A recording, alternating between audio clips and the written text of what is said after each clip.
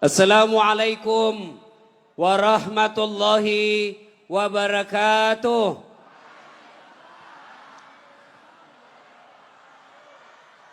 Alhamdulillahi rabbil alamin. Wabihi nasta'inu ala umurid dunya waddin.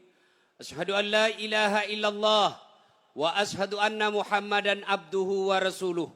Allahumma salli ala Sayyidina Muhammad wa ala alihi wa sahbihi ajma'in, amma ba'd. Faqad qala Allah subhanahu wa ta'ala fi kitabil karim wa huwa asdaqul qailin. A'udzu billahi minasy syaithanir rajim. Bismillahirrahmanirrahim.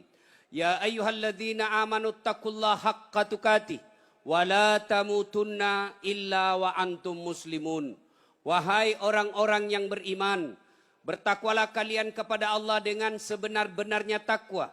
Dan janganlah kalian mati kecuali dalam keadaan beragama Islam. Ayat ini Jumat-Jumat dibacakan khatib. Tidak sah khutbah Jumat bila khatib tidak membaca ayat ini. Ini berarti ayat ini sangat penting. Sehingga harus diulang-ulang tiap pekan. Seolah-olah Allah ingin berkata kepada kita, hai hambaku, hati-hati kalian. Kamu lahir agama Islam. Nikah syariat Islam. Tapi belum tentu kau mati dalam keadaan Islam. Adakah orang Islam yang bisa mati dalam keadaan tidak beragama Islam? Banyak. Contoh aja ini ya, contoh jangan marah bos. Contoh, sabung ayam didapat sama polisi, kejar, jangan lari, masih lari. Kejar, jangan lari, masih lari. Polisinya tidak bisa kejar karena polisinya besar perutnya. Ada juga polisi saya lihat besar perutnya. Terpaksa kejar tidak bisa, tembak peringatan ke langit. Tembak satu kali, masih lari. Tembak 2 kali, masih lari. Tembak 3 kali ke langit, masih lari. Terpaksa dilumpuhkan. Duh! Tembak kakinya, kepalanya dikena. Saya tanya temanku yang polisi, bagaimana caranya bos? Kakinya kok tembak, kenapa kepalanya dia kena? Dia bilang soalnya waktu ditembak dia jongkok. Nah kena kok cilaka. Ini polisi film India, bukan polisi Indonesia. Polisi Indonesia orang bagus-bagus bos. Jangan kau musuhi polisi. Woi anak muda, sekermania. Kalau hilang, woi. Kalau hilang motormu siapa kau cari? Pembakal. Siapa kita cari? Polisi. Ibu-ibu, rumah dirampok, anak dibunuh, suami dibunuh, ibu pergi ke polisi. Tolong Pak Polisi, cari pelakunya, ini orangnya, ini ciri-cirinya, tolong dia. Apa kata polisi? Mohon maaf ibu, baru saja polisi bubar. Makanya jangan musuhi polisi. Saya pergi ceramah, macet mobil, tidak bisa gerak, mau mundur tidak bisa, maju tidak bisa. Saya baca surah Yasin 2 kali, tidak goyang-goyang mobilku. Begitu datang polisi lalu lintas, selesai. Ya. Pun kalau ada polisi yang minta-minta uang di jalan, biar anak SMP diminta juga uangnya, itu polisi film India. Kenapa kau melanggar? Kau tidak lihat ini rambu-rambu? Saya lihat Pak Polisi. Kenapa kau langgar? Saya tidak lihat Bapak. Kenapa kau tidak lihat saya? Bapak sembunyi di tikungan.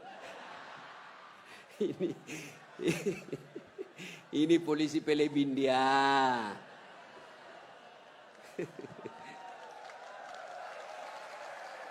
Ini gaspol atau rem-rem?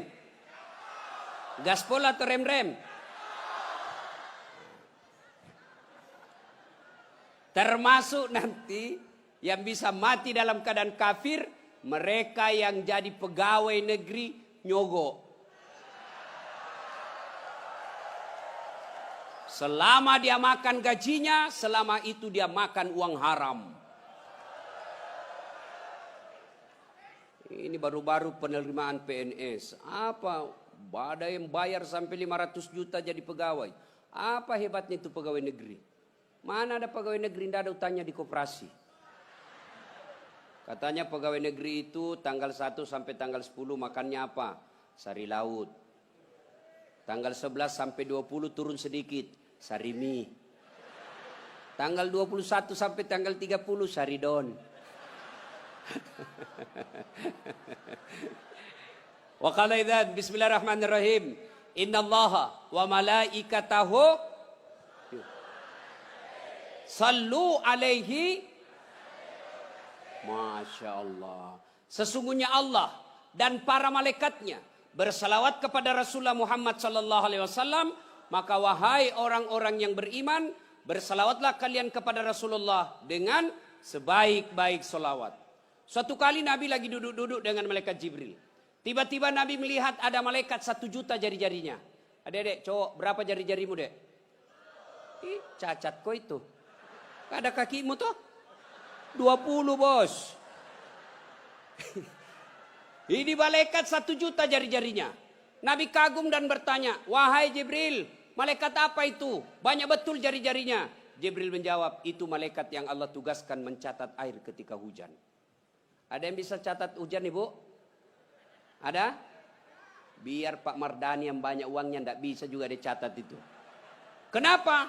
Laju dan banyak bersamaan jatuhnya. Lalu Nabi bertanya kepada malaikat ini, wahai malaikat, apa kau mampu mencatat air ketika hujan? Ya, ku catat yang jatuh di laut, ku catat yang jatuh di gunung, ku catat yang jatuh di darat. Semua aku catat, tak setetes pun yang tidak aku catat. Lalu malaikat ini berkata, ya Muhammad, ada satu yang tidak bisa aku catat. Kenapa? Lebih banyak jumlahnya dari air hujan. Apa gerangan? Ketika umatmu berkumpul di satu tempat, lalu mereka bersalawat bareng-bareng kepadamu, aku tidak bisa mencatat betapa banyak pahala yang Allah turunkan di tempat itu. Nah, maka ini luar biasa pahala yang kita dapat malam ini. Bersalawat lebih banyak pahalanya daripada jumlah air hujan. Maka saya mau dengar-dengar ini bubuhan Banjar. Mana lebih kencang suaranya ibu-ibu dengan bapak-bapak? Bisa? Bisa? Nah, yang merasa jenis kelamin laki-laki kau diam dulu bos. Nah, ibu-ibu dulu. Halo ibu, jangan kalah sama laki-laki bu. Ayo ikut sama saya bu, sholawat yuk. Sholatullah ala toha. Sholatullah ala Yasin. Masya Allah. Terima kasih ibu-ibu ya. Makasih. Ibu-ibu terutama yang janda. Kalau ditelepon suaminya orang jangan suaramu mendayu-dayu seperti tadi. Ini tadi bukan kencang, ini namanya syahdu. Suara begini yang kasih nafsu kita laki-laki. Assalamualaikum ibu. Waalaikumsalam. Bagaimana suaminya orang tidak tergoda? Lagi di mana ibu? Di rumah aja pak. Coba dong yang keras. Assalamualaikum. Waalaikumsalam. Lagi di mana ibu? Di rumah. Lagi ngapain? Apa kau tanya-tanya? Oh enggak diteleponnya lagi kau besok. Ini waalaikumsalam. Caleda. Wih ada juga Bugis di sini. Wih boleh tahan ini bubuhan Bugis. Saya ke Banjarmasin banyak orang Bugis. Saya pergi Kota Baru banyak orang Bugis. Saya pergi Pagatan, bahasa Bugis orang di sana. Begitu saya masuk penjara banyak juga orang Bugis. Ibu-ibu diam, kita dengar ini adik-adik remaja nih. Ayo cowok, keluarkan suaramu paling kencang. Yuk. Ya. Salatullah ala toha. Salatullah ala Yasin. Alhamdulillah mantap, hebat memang. Alhamdulillah, terima kasih. Diam-diam semua, diam-diam. Kita dengar ini yang di atas. Ini lagi yang di atas ini, kita dengar. Ayo. Kau diam-diam semua, diam. Kita dengar ini. Bib, diam Bib. Kita dengar ini bapak-bapak ini ya. Yang gaya-gaya di atas ini. Ayo. Jangan mempermalukan bos. Ayo. Bareng-bareng, yuk. Lobet. Ini mau poligami, weh. Madodo betren na bos. Wa qala idzan bismillahirrahmanirrahim. Ya ayyuhalladzina amanu dukhulu fis silmi kaffatan Wala tattabi'u khutuwatis syaitan innahu lakum adu mubin. Wahai orang-orang yang beriman, masuklah engkau ke dalam Islam secara sempurna dan janganlah engkau ikuti langkah-langkah setan, karena sesungguhnya setan itu musuh yang nyata bagi kalian. Musuh kalian bukan polisi, musuh kalian bukan ulama, musuh kalian bukan pemerintah, musuh kalian adalah setan, yang mana setan itu musuh yang nyata bagi kalian. Ketika Bapak Ibu mendengarkan acara ini, undangan untuk datang acara ini, setan menggoda kita di rumah. Tidak usah kau datang, tidak usah kau datang, tidak usah nonton, lebih kau nonton sinetron. Alhamdulillah bisa datang di tempat ini, berarti Bapak telah mengalahkan setan yang ada di rumah. Tapi apakah setelah tiba di tempat ini setan menyerah? Tidak, dia godanya lagi kita. Tidak usah kau dengar ceramah, tidak usah dengar ceramah. Pegang HP-mu, pegang HP-mu, pegang HP-mu. Maka orang yang pegang HP itu kena godaan setan. Simpan dulu HP-mu, bos. Dengar ceramah dulu. Woi. Bu, ibu. Simpan dulu, simpan. Ibu yang pegang HP selama saya ceramah, saya doakan suaminya kawin lagi. Nah. Saya di Makassar, Bu, ada ibu-ibu, saya lagi ceramah, dia membelakang. Dalam hati saya, barusannya ada orang saya ceramah, dia belakangi saya. Ternyata dia ambil HP-nya, selfie. Dia belakangi, baru dia tulis di WhatsApp-nya, latar belakang Das Atlatif. Woi, saya dijadikan background. Selesai ceramah, dia kejar lagi saya. Ini yang kasih repot kita, Bib, sekarang. Kejar, Ustaz, boleh selfie. Terpaksalah dilayani, kalau enggak dia bilang kita sombong sampai mati. Sudah selfie, dia bilang, ulang Ustaz, kabur. Ulang lagi Ustaz, kabur Ustaz. Bukan HP kabur, mukamu yang kabur. Simpan dulu HP, simpan. Saya kalau lagi ceramah, saya tidak mau kalau ada yang siaran langsung. Saya ini dokter, salah satu dokter saya media sosial. Saya belajar ke luar negeri soal itu. Dan ternyata setelah saya pelajari, di Indonesia ini ada orang yang mencoba membuli ulama dengan cara apa? Menggunting-gunting ceramahnya Ustaz. Contoh paling terakhir, Ustadz Abdul Somad. Ustadz, bagaimana hukumnya main domi? Beliau jawab, haram apabila azan sudah berkumandang kalian masih main domi. Ustadz, bagaimana hukumnya main catur? Haram apabila azan sudah berkumandang kalian masih main catur. Oh, dipotong itu yang main azannya. Akhirnya marahlah pemain domi dan catur dari Sabang sampai Merauke. Saya juga ditanya, Ustadz, bagaimana hukumnya main catur? Haram. Kenapa bisa? Karena kau bunuh Perdana Menteri sama Raja. Ya kan tidak bisa menang kalau tidak mati Perdana Menteri. Yuk Bapak, saudara-saudara sekalian, teristimewa para habaib, tuan-tuan guru yang ada di tempat ini, khusus yang saya muliakan, Habib Syekh, yang saya rasa-rasanya seperti ayah saya sendiri. Dekat dengan beliau rasanya sangat tenang, kita punya perasaan. Mudah-mudahan kita yang hadir di tempat ini Allah cintai selama-lamanya. Ada perantau di sini? Ada? Nah, Sulawesi Selatan dari Bone merantau ke Batu Licin, cari kerja. Sampai Batu Licin ternyata tidak enak cari kerjanya, bisa balik ke Bone. Dari Surabaya cari nafkah ke Batu Licin, sampai Batu Licin ternyata pun tidak enak di sini, boleh balik ke Surabaya. Dari Jakarta coba-coba usaha-usaha di Batu Licin, ternyata tidak peluang dan makin susah hidupnya, boleh balik lagi ke Jakarta. Masih ada pilihan. Tapi demi Allah, ketika Bapak Ibu sudah masuk di kubur, senang tidak senang kau tinggal di situ, tidak boleh kau keluar. Iya, nggak bisa, panas di sini, keluar dulu. Bapak tidak senang di rumah sebelah, bisa balik ke rumah utama. Pergi merantau tidak senang di sini, balik lagi ke kampung. Tapi demi Allah, ketika sudah balik ke kubur, tidak ada alasan lagi untuk keluar. Almarhum Haji Maming telah berada di alam kubur. Dan Rasulullah SAW menginformasikan, ketika kita sudah masuk kubur, ada beberapa jenis orang yang menyesal dan tidak bisa lagi berbuat apa-apa setelah dia masuk di kubur. Siapa mereka yang menyesal setelah ada di kubur? Satu, mereka yang enggan bersedekah.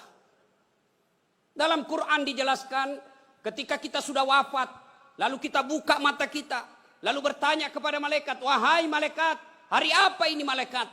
Malaikat berkata kalau bahasa kita, mati mako.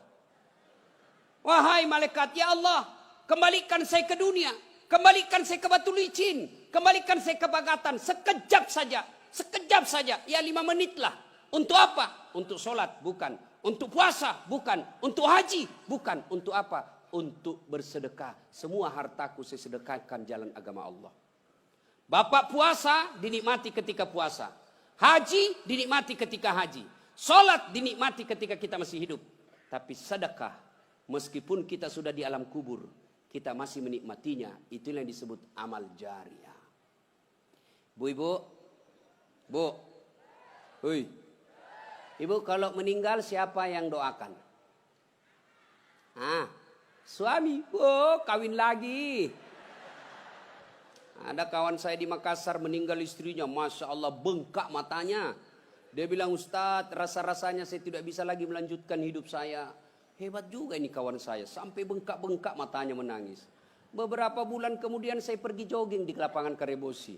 Dia adalah perempuan yang menyertainya, putih, bersih, panjang rambutnya, masih muda. Saya tanya, Haji, siapa itu? Dia bilang, yang baru Ustadz.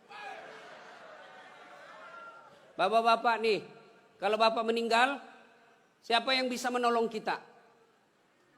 Paling anak dan harta yang telah kita belanjakan. Maka demi Allah, sebelum kita terlambat, mari bersedekah. Kenapa mau bersedekah Ustadz? Kita miskin. Kenapa kita miskin? Karena kita selalu berpikir miskin. Coba berpikir kaya. Kaya itu gimana? Sedekah. Ibu-ibu jangan pernah lewatkan 1 hari pun tanpa sedekah. Allah tidak melihat 1 jutanya. Tentu ketika Haji Pak Mardani bersedekah, beda dengan kita. Kalau Pak Mardani mungkin 5 juta sedikit buat beliau. Tapi kita yang miskin 50 ribu sudah sangat banyak, itu yang dinilai Allah. Dan sedekah itu tolak bala memperpanjang umur. Ibu-ibu, ada yang suaminya mulai lain-lain sifatnya? Ciri-ciri laki-laki yang sudah mulai itu, kalau dia pakai HP, dia pakai WhatsApp password. Atau dia terima telepon dalam kamar mandi. Itu sudah mencurigakan itu. Ya kita juga kadang-kala laki-laki terjajah sama istri karena HP semua mau diperiksa. Saya bilang sama istri saya, jangan kau suka periksa HP saya. Kalau kau periksa, bisa-bisa kita jadi pembohong. Kan? Ada ibu-ibu tanya saya di Makassar, Ustadz bagaimana supaya suami sehat jantungnya? Saya bilang gampang. Jangan kau periksa HP-nya. Semakin sering kau periksa HP-nya, makin cepat dia mati. Terpaksalah kita bohong. Ini di Sulawesi, ada kawan saya dulu waktu SD, cinta-cinta monyet lah. Selalu setelah dia lihat saya video-video saya viral, dia selalu menelpon. Saya mau blokir. Nanti dibilang saya sombong. Saya mau terima. Terancam mamaknya cek. Ya terpaksa di situ saya tulis namanya penjual batu bata. Bunyi telepon dibaca mamaknya cek. Ustaz, ada telepon. Siapa sayang? Penjual batu bata. Mama, jangan kuangkat ya, kuangkat. Tagihan. Dia enggak mau kalau tagihan karena uang belanjanya saya ambil. Oh selamat saya bu. Alhamdulillah. Beberapa hari kemudian saya pulang ceramah. Karena capek saya bikin teh. Saya ambil gula. Begitu saya minum, kenapa asin? Saya periksa toples. Tulisannya gula, isinya garam. Saya pergi periksa. Sayang, gimana ceritanya ini kok tulis gula isinya garam? Apa dia bilang? HP tak juga Ustaz, lain kita tulis lain isinya.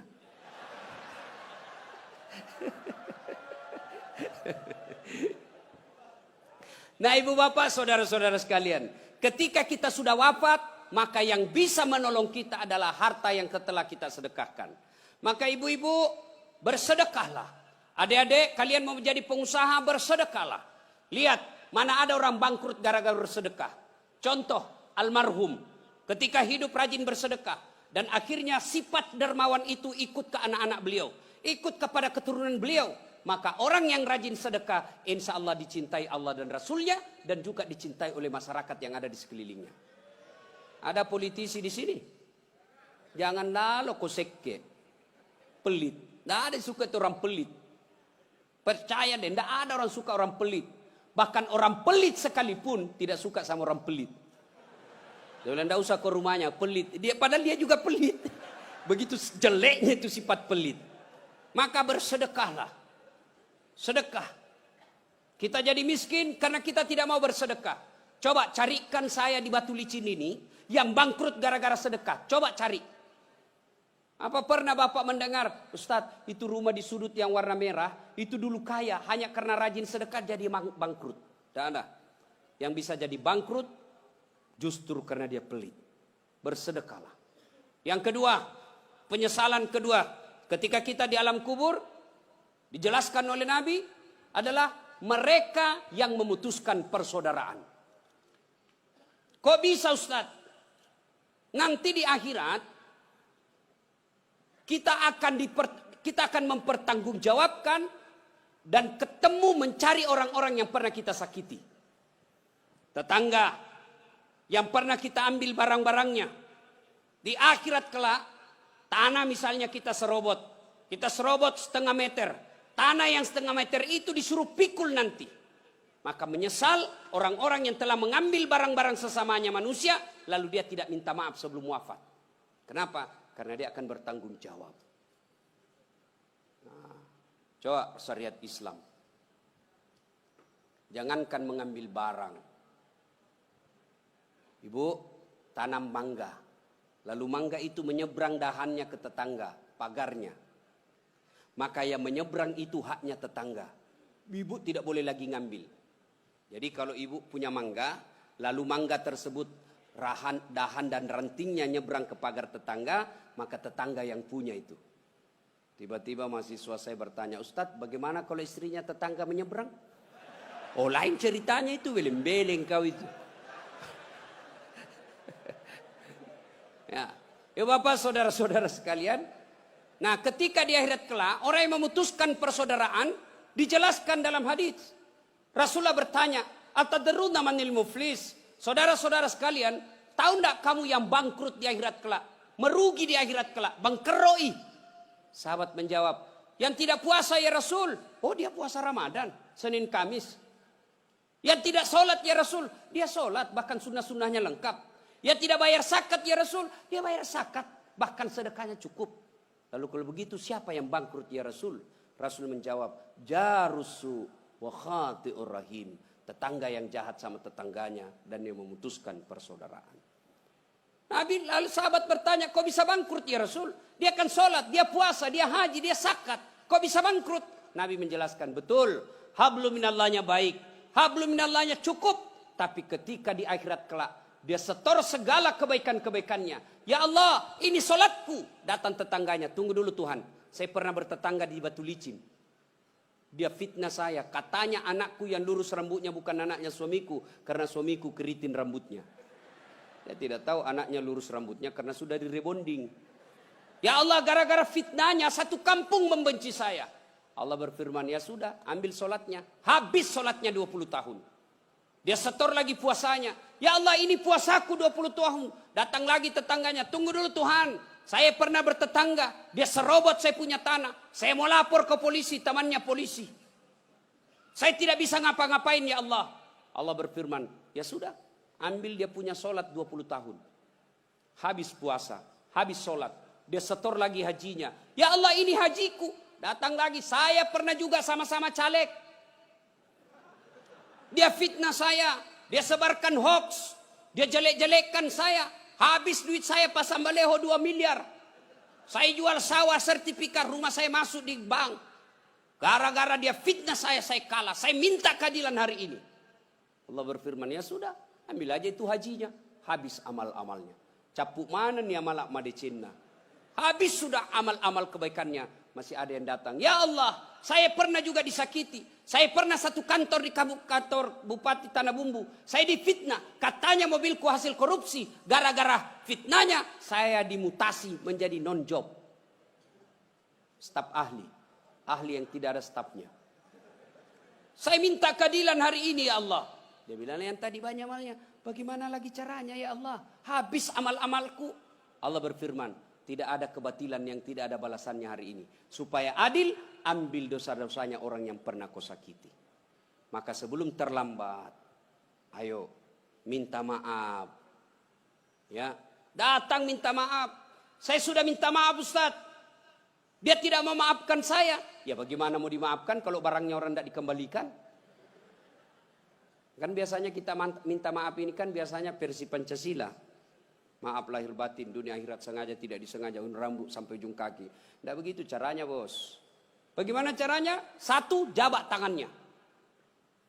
Bagaimana kalau perempuan Ustadz? Berbeda mazhab. Syafi'i haram. Imam Ahmad selama tidak nafsu boleh.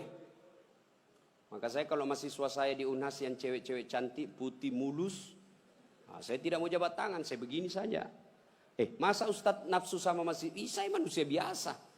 Ayat tidak mengatakan la taqrabu zina illa Ustadz. Jangan kau dekati zina kecuali Ustadz. Ustadz juga hancur kalau ketemu cewek cantik. Iya. Tapi saya gini aja. Tapi kalau ibu-ibu majelis taklim yang sudah muka-muka sakaratil maut, yang sudah bau-bau minyak gosok, ya sudahlah jabat tangan. Tidak mungkin saya nafsu sama ibu-ibu. Ya enggak tahulah kalau ibu nafsu sama saya. Ya. Nah, satu jabat tangannya. Dua, pandang matanya. Pandang mata. Yang ketiga senyum. Kadang-kala kita juga jabat tangan kan enggak lihat orang. Enggak beradab itu. Dengar adik-adik sekalian. Puncak dari semua ilmu adab. Biar kau hebat ilmu fikih, hebat tasawuf, hebat tadarus, tapi kau tidak punya adab kepada sesama manusia, bangkrut kalian di akhirat kelak. Banyak anak-anak sekarang ini baru belajar agama 3 bulan. Itu pun melalui YouTube. Baru 2 menit habis kuotanya. Semua salah. Gampang sekali dia bid'ah-bid'ahkan. Salawat begini tidak ada pada zaman Nabi. Nah, pada zaman Nabi bid'ah sesat. Sesat masuk neraka. Nenekmu punya neraka. Kayak dia saja panitia hari kiamat. Ini banyak sekarang ini tidak tahu. Ya. Nah, 1 jabat tangannya, 2 pandang matanya, 3 senyum, 4 salawat kepada Nabi. Allahumma salli ala Sayyidina Muhammad wa ala ali Sayyidina Muhammad. Dan yang kelima yang paling penting, sebut judulnya dosa. Jadi bapak-bapak nanti kalau minta maaf sama istri, itu syaratnya. Jabat tangan, senyum, pandang matanya, sebut dosa. Jadi kalau suami minta maaf ibu, suruh sebut judulnya. Apa judulnya Pak? Tiba-tiba minta maaf. Enggak enak, nanti kau ngamuk lagi. Bilang apa? Ustaz Dasat bilang harus sebut. Apa? Mohon maaf Ibu. Dulu waktu saya tugas di Banjarmasin, saya hilap. Ada perempuan mirip betul sama Pian. Maafkan saya selingkuh Ibu. Dia bilang istrinya, enggak apa-apa Pak, saya maafkan. Memang itulah manusia biasa, kadang-kala kita hilap. Saya maafkan kau karena bulan lalu saya juga selingkuh.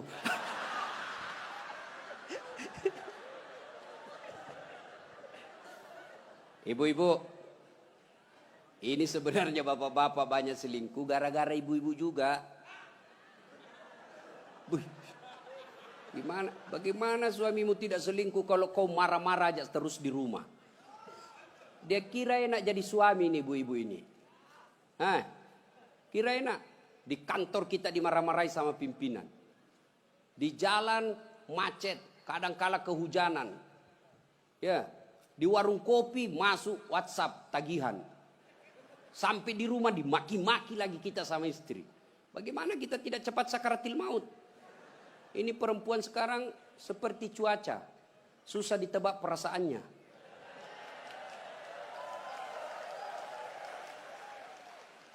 Dia kira enak laki-laki. Ibu, dengar Ibu. Hui. Ibu. Bu. Ada 4 perempuan yang menjadi penghuni api neraka. Dengar ini. Terancam ibu-ibu. 1, kata Nabi, mereka yang selalu bicara kasar sama suaminya.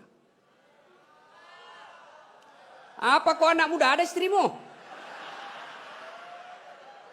Boleh marah sama suami Bu, boleh. Marah manusiawi tapi jangan memaki.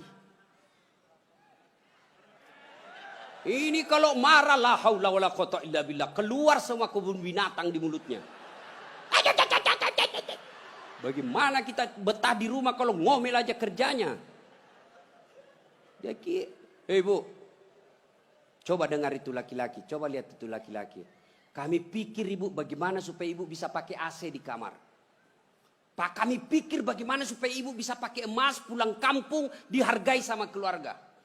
Kami pikir bagaimana supaya kalian bisa dibelikan mobil supaya tidak hitam kulitmu. Itu dipikir sama suamimu. Makanya jangan suka marah-marah. Takbir! Ada di sini takut sama istrinya? Ada? Berhenti kau jadi laki-laki. Ngamuk Ustaz. Kalau dia ngamuk enggak apa-apa. Dia pecahkan piring satu, pecahkan satu lusin. Dia pecahkan semua. Kenapa? Piring, gelas boleh dibeli. Harga diri sebagai suami tidak boleh diinjak-injak istri. Takbir! Ah, itulah yang takut sama istrinya. Oi Bu, oi. Satu, perempuan yang menjadi penghuni api neraka yang suka bicara kasar. Boleh marah tapi jangan memaki. Marah silahkan, manusiawi. Tapi jangan memaki-maki. Goblok memang kau jadi laki-laki. Sudah goblok, hitam, gendut. Wah, ini penghuni neraka ini. Enak juga kalau kita pulang kampung, pulang rumah. Capek kita tadi jual ikan. Sampai di rumah disambut sama suami dengan senyuman. Bila kamu di sisiku, hati rasa syahdu. Tenang perasaan. Lah sudah bilang, Bu, kalau ada duit saya belikan kau emas. Masuk lagi kamar suami, berantakan kamarnya, marah-marah, peluk suami kita sambil menyanyi. Insaflah wahai manusia, bila dirimu bernoda. Itu kan lagu-lagu ibu-ibu dulu. Lagu-lagu nasihat. Iya toh? Mungkin Tuhan mulai bosan melihat tingkah kita yang selalu salah dan bangga dengan dosa-dosa. Atau alam mulai enggan bersahabat dengan kita. Coba kita bertanya pada rumput. Itu. Jadi kalau suaminya susah rezekinya, singgung dengan itu lagu. Mungkin kau banyak dosa. Itu lagunya ibu-ibu dulu. Sekarang lagunya ibu-ibu apa? Yo ayo, yo ayo, yo ay, beleng-beleng.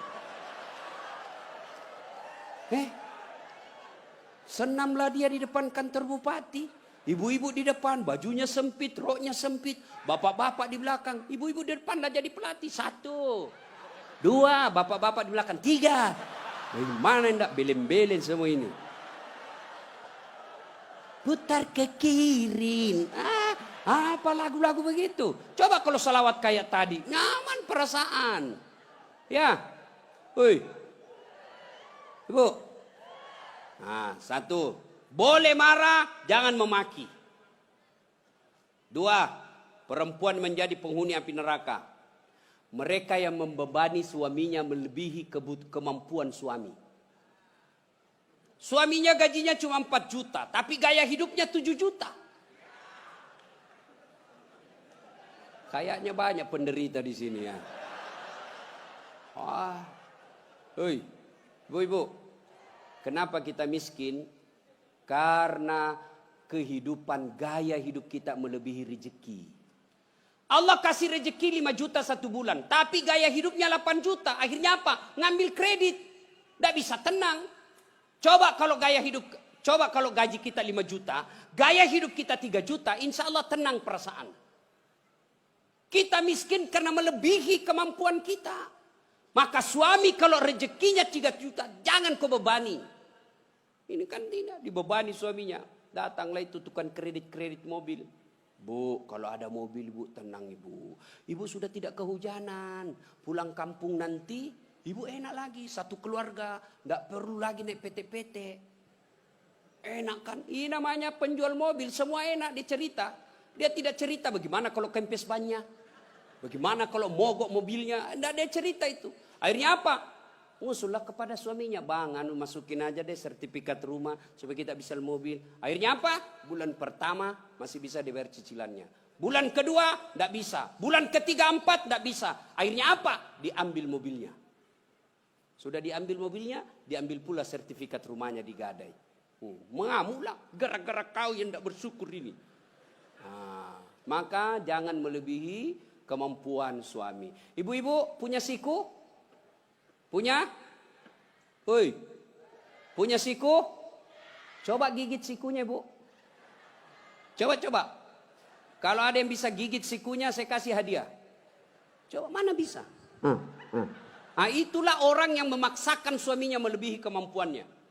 Dan yang ketiga, kata Nabi, orang yang akan menjadi perempuan penghuni neraka, mereka yang mempertontonkan auratnya di depan lelaki.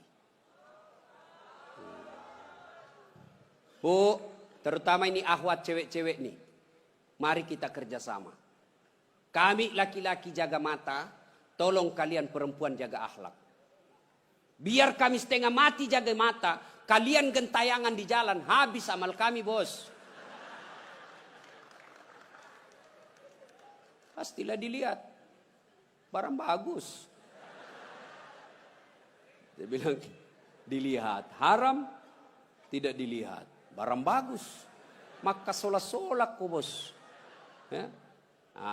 Yang keempat, orang yang akan menjadi perempuan penghuni api neraka, mereka yang tidak mendirikan sholat. Inilah perempuan memang paling banyak tidak mendirikan sholat. Kapan? Selesai haid. Haid 5 hari tambah bonus 2. Dia bilang suaminya, kenapa belum sholat sayang? Biasanya cuma 5 hari. Orang belum bersih. Masih ada sedikit-sedikit. Dia bilang suaminya, bohong. Apa bohong? Saya kasih lihat kau. Apa mau dikasih lihat? Ketawa baru kau yang begitu. Kapan lagi perempuan banyak tidak sholat? Kalau ada pengantin. Mukanya dikira tembok. Coklat, biru, krim, abu-abu. Jilbabnya 3 lapis, kuning, coklat, jilbab sakaratil maut. Ibu bapak, saudara-saudara sekalian ya. Jadi orang yang menyesal di akhirat kelak, mereka yang memutuskan persaudaraan. Maka sebentar ini kalau ada tetangga kita pernah kita sakiti, minta maaf lalu kembalikan barangnya orang. Pegawai-pegawai negeri yang pernah ngambil mesin komputer di kantor, kasih kembali, bos. Ya. Dan itu kalau tidak dikembalikan, ketika kita di padang mahsyar, dipanggil kita satu-satu. Bayangkan, dari Adam sampai kiamat, kumpul berapa triliun manusia, dipanggillah kita satu-satu. Siapa dulu yang dipanggil? Nenek kita yang duluan mati? Tidak. Kakek kita yang duluan wafat? Tidak. Leluhur kita yang duluan wafat? Tidak. Lalu siapa dulu yang dipanggil? Nama-nama Islam dulu. Abdul Rahman, Abdul Jabbar, Siti Fatimah, Aisyah, Mutmainnah, Das'at Latif. Itu dulu dipanggil. Cuncung. Di belakang kok, bos. Dipanggil juga tapi mondri kok, bos. Maka jangan berkata apa arti sebuah nama. Nama itu penting. Begitu pentingnya sebuah nama sehingga Nabi jelaskan ada 3 kewajiban orang tua kepada anaknya. 1 diantaranya memberi nama yang baik. Kenapa? Karena di akhirat digunakan ini nama. Nama-nama Islam dulu. Tony, Joni, Rudy, Ningsi, Nining. Dipanggil juga tapi di belakang, bos. Habib Syekh, di depan. Das'at Latif, nomor 2. Bayangkan. Dipanggillah kita. Nah, orang bilang apa arti sebuah nama? Coba bayangkan kalau tidak ada semua nama di sini. Yang paling repot caleg. Pilih saya siapa? Anu siapa? Anu. Coba kalau ada, coba sebut nama. Orang sebut nama minimal 2 saya bisa tahu. 1 suku, 2 agamanya. Nama Margono. Nah, biasanya Jawa. Gitu. Nama Ambok Dalle. Enggak mungkin Cina. Masa Ambok Dalle Cina? Pasti Bugis. Ya kan? Nah, nama. Yang kedua, nama adalah doa. Ketika nama anak kita Mutmainnah, orang yang memanggilnya, wahai Mutmainnah, wahai kau jiwa yang tenang, berarti orang mendoakannya. Dan di akhirat dipakai kelak. Ustadz, bagaimana saya Ustadz? Sudah terlanjur namaku Ronaldo. Karena bapakku pecinta bola. Bagaimana caranya Ustadz? Ya Islamkan. Bagaimana cara mengislamkannya? Tambah Muhammad di depannya. Muhammad Abdul Ronaldo. Nggak nyambung Ustadz, biar nggak nyambung. Yang penting selamat kok bos. Masih ingat almarhum Presiden kita Soeharto? Sebelum beliau menunaikan ibadah haji, kan namanya cuma Soeharto. Setelah menunaikan ibadah haji, Raja Fat waktu itu sadar, wah menderita nih Pak Harto nanti. Kalau tidak diislamkan, maka diislamkanlah namanya, ditambah di depannya Muhammad Soeharto. Ibu Tin juga ditambah di depannya Siti. Maka ibu-ibu yang sudah terlanjur namanya islamkan. Harus rubah KTP? Tidak. Yang penting misal ulang tahun. Saudara-saudara sekalian, hari ini nama saya islamkan. Yang tadinya Desi Ratnasari, saya menambah di depannya Siti Desi Ratnasari. Yang ketawa serius orang ini. Nama penting. Dan pada saat itu, ketika kita dipanggil satu-satu, wajah-wajah kita di padang mahsyar tidak lagi seperti ini. Ada yang mukanya seperti ular. Kata Nabi, siapa yang muka ular? Mereka yang suka menjilat-jilat. Ini di kantor bupati banyak begini. Ya Pak, siapa. Ada juga orang itu pegawai kayak ndak punya lagi harga diri di depan bupatinya. Ya Pak, terserah Bapak. Wah, cemen lu men. Ya. Yang kedua kata Nabi, ada juga nanti yang mukanya seperti anjing. Siapa muka anjing ya Rasulullah? Beliau menjawab, mereka yang disogok dan menyogok. Nah, ini termasuk anggota DPR nanti yang terpilih karena nyogok. Ada begitu di sini? Ada? Nah, kau salah, kenapa kau pilih? Tapi kau larang, tapi kau bilang, wane piro. Nah. Lalu kata Nabi, ada juga nanti yang mukanya seperti tikus. Ya Rasulullah, siapa muka tikus? Mereka yang suka mengambil barangnya orang. Nah, ini yang ini di sini ya, yang suka korupsi dan disuruh pikul itu hasil korupsinya. Saya kalau lihat itu orang korupsi 3 miliar, 10 miliar, setengah mati dia pikul nanti itu. Dia bilang mahasiswaku 10 miliar uang dolar Singapura Ustaz itu dikantongi ji. Saya bilang jangan kau bayangkan uang Singapura, uang koin. Apa? Uang koin 10 miliar, pikul kau itu.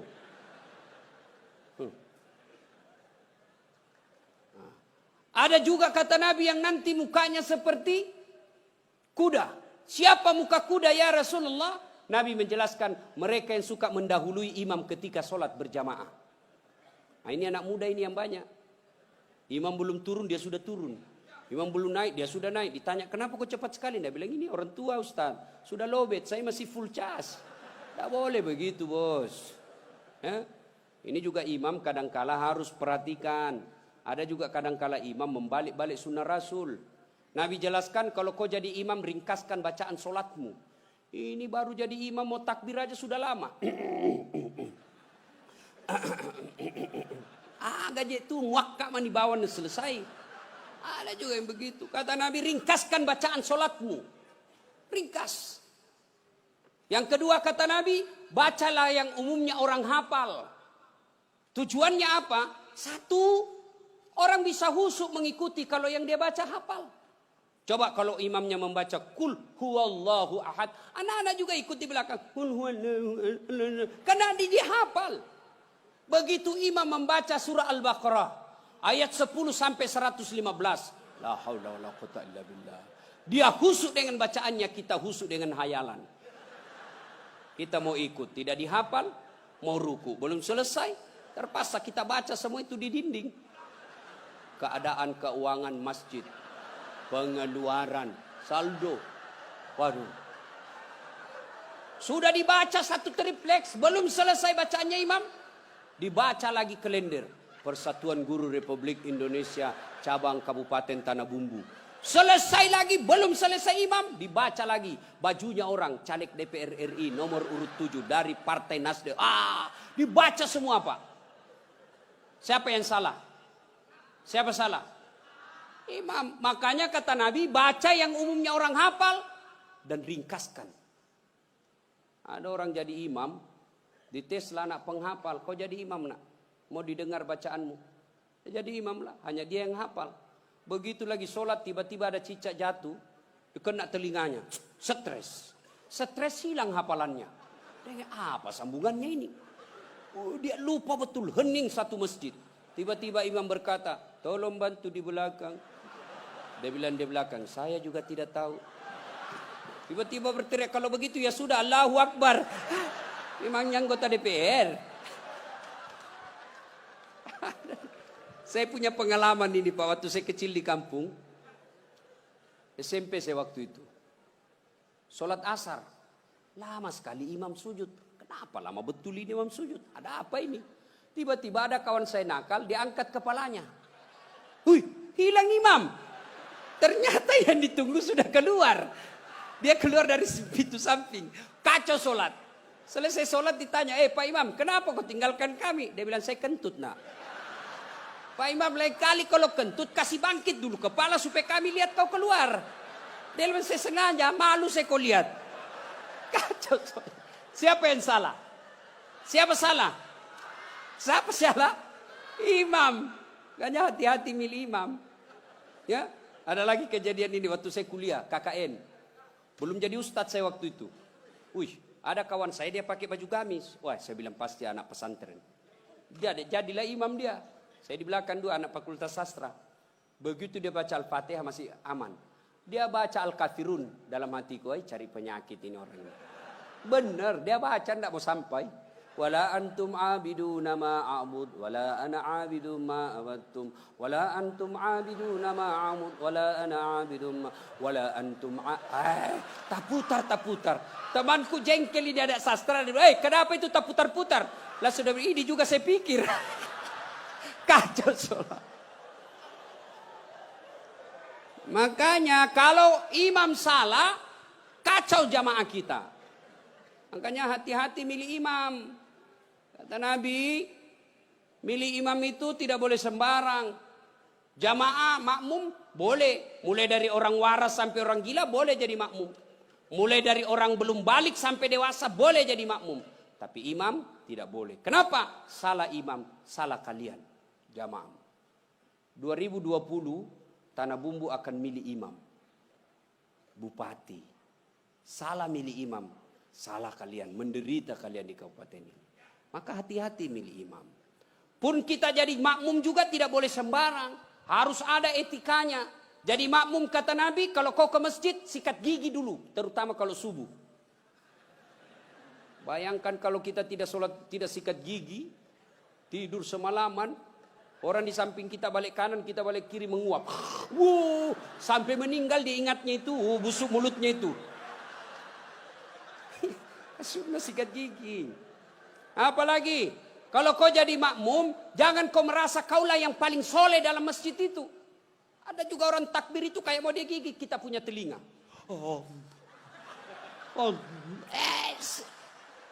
Cool man.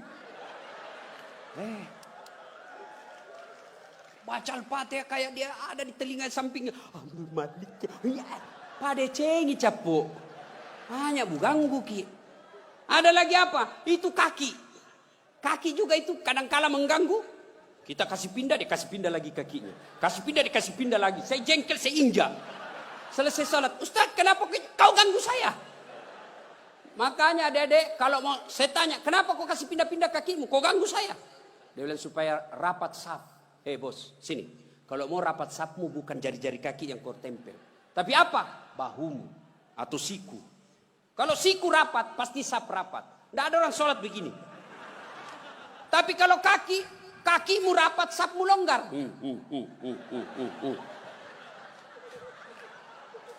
Ya. Ada lagi, selesai sholat yang paling menjengkelkan itu. Selesai sholat, dia ambil saf paling depan, belakangnya imam. Begitu assalamualaikum, langsung lompat. Mau lihat, tidak jabat tangan, tidak langkai orang, itu kurang adab kalian.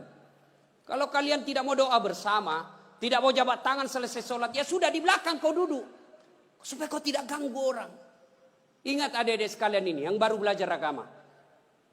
Puncak dari semua ilmu adab. Rasulullah ditanya, ya Rasulullah, untuk apa Rasul diutus ke muka bumi? Mencerdaskan kehidupan bangsa? Bukan. Mengangkat harkat dan martabat? Bukan. Apa? Liutammima makarimal akhlak. Memperbaiki akhlak manusia. Ini kita berbeda mazhab, saling mengkafirkan. Saling menghina. Zaman sekarang aja ini kita ribut-ribut sesama muslim. Dulu tahun 90-an, kita kalau sholat subuh, Allahu Akbar. Di samping kita tidak kunut, dalam hati saja, oh Muhammadiyah. Selesai. Allahu Akbar. Tidak kunut, Muhammadiyah berarti ini. Itu aja dia. Sekarang saya pun dimaki-maki di Facebook. Apa kau Ustadz, bicara-bicara sunnah. Baru kau tidak pelihara sunnah. Kenapa kau tuduh saya tidak pelihara sunnah? Buktinya kau tidak pelihara jenggot. Ya mau diapa kalau tidak mau tumbuh? Saya sudah kasih minyak, tidak tumbuh-tumbuh. Malah marah istri saya. Ini Ustadz kasih kotor-kotor bantal. Kasih minyak nih Bu. Ya. Nah saudara-saudara sekalian. Ini golongan. Maka sebelum wafat. Minta maaflah. Orang-orang yang pernah kita sakiti. Kalau ada berkaitan dengan barang, kembalikan. Ibu-ibu yang pernah ngambil sendoknya orang ketika pengantin. Kasih kembali. Karena ada juga itu ibu-ibu. Ibu-ibu Columbus. Tahu Columbus? Kelompok ibu-ibu pembungkus. Kalau ada pengantin dia bungkus semua kuai. Yang ketiga, penyesalan kata Nabi. Yaitu mereka yang tidak menjawab salat, azan salat ketika azan berkumandang. Puasa, haji, zakat, sedekah. Semuanya akan sia-sia ketika tidak mendirikan salat. Adik-adik, kalian tidak usah malu kalau kalian tidak jadi pegawai negeri. Ibu-ibu, kalian tidak usah cemas dan merasa malu kalau sampai sekarang ini masih ngontrak-ngontrak rumah. Tapi malu dan cemaslah ketika sudah dewasa seperti ini, belum mendirikan sholat dengan sebaik-baiknya. Kalau sholat kita insya Allah baik, maka hidup kita akan diperbaiki oleh Allah Subhanahu wa Ta'ala. Kalau sholat kita bagus, Allah yang akan menyelesaikan semuanya. Di dunia ini tidak ada orang tidak punya masalah. Semua kita punya masalah. Pasti. Jangankan kita. Nabi ada masalahnya. Beliau masih dalam kandungan sudah wafat. Bapak beliau. Baru 4 hari setelah lahir diambil sama ibu susunya. 4 tahun usia beliau baru diambil kembali Siti Aminah. 6 tahun meninggal lagi ibu beliau. Yatim piatu. 8 tahun meninggal lagi kakek beliau. Diambil oleh pamannya. 12 tahun sudah ikut perang.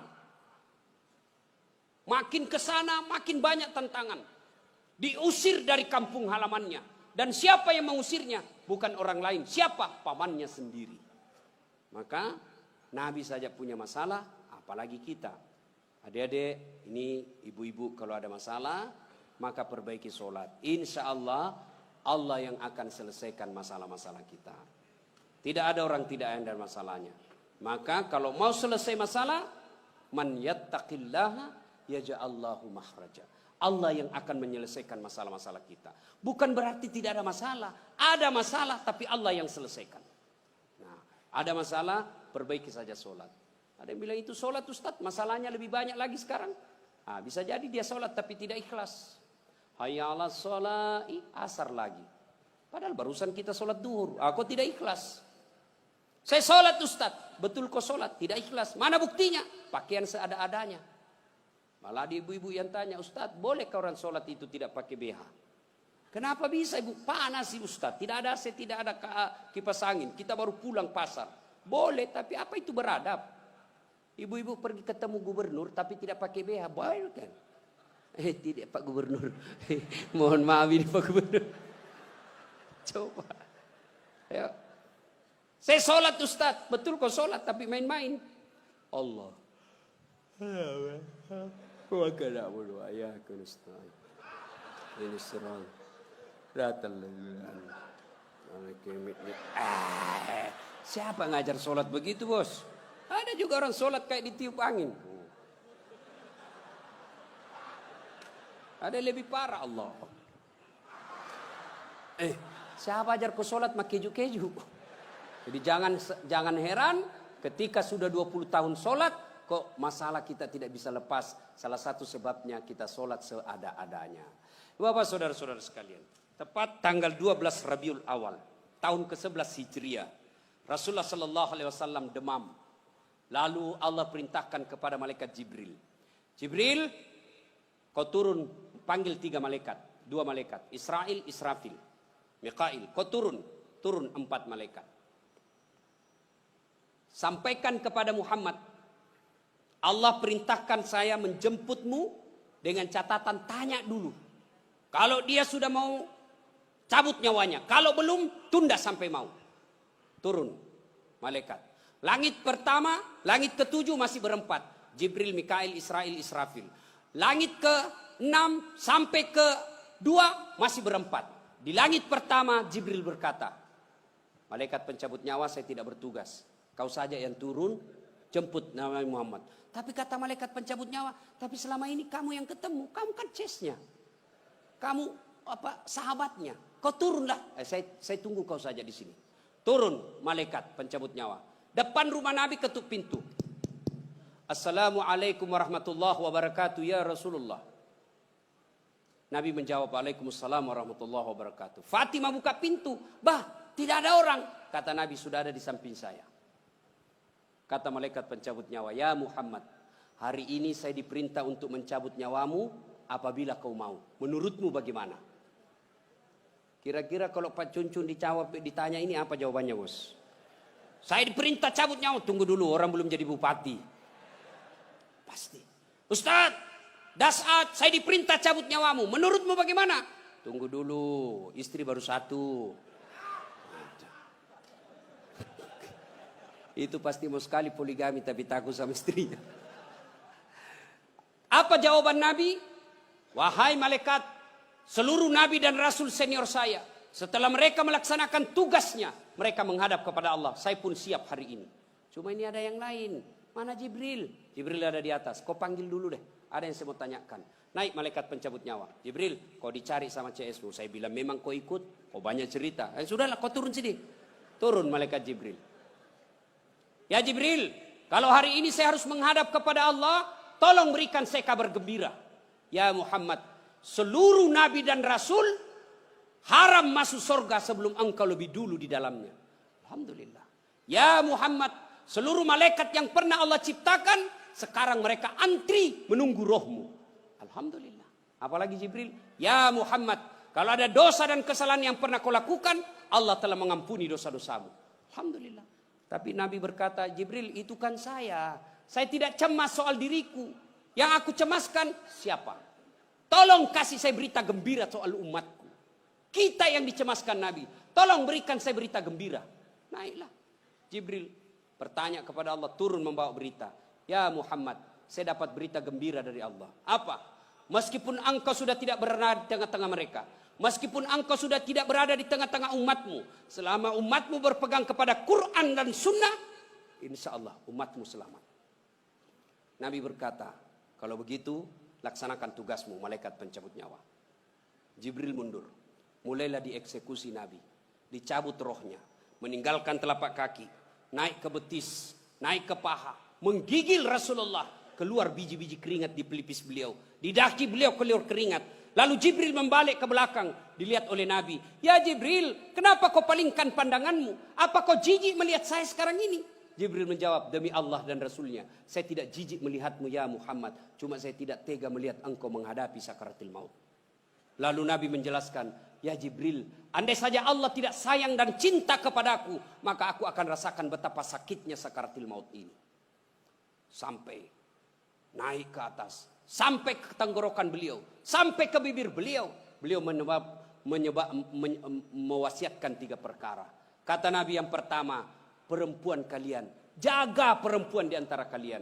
Yang kedua, solatmu. Jaga solat kalian. Dan yang ketiga Nabi ucapkan, ummati, ummati, ummati.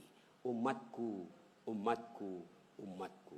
Nabi tidak mencemaskan anak cucu beliau. Nabi tidak mengucapkan Fatimah anakku. Siapa yang diucapkan Nabi? Ummati, ummati. Begitu cintanya Nabi kepada kita. Nah sekarang bagaimana cinta kita kepada Nabi? Salah satu cinta kita kepada Nabi dengan hadir di majelis salawat seperti ini. Hadir di tempat ini wujud kecintaan kita kepada Rasulullah. Pada zaman Nabi tidak ada salawat rame-rame seperti ini. Kenapa? Karena beliau ada di tengah-tengah kita. Di tengah-tengah umat pada saat itu.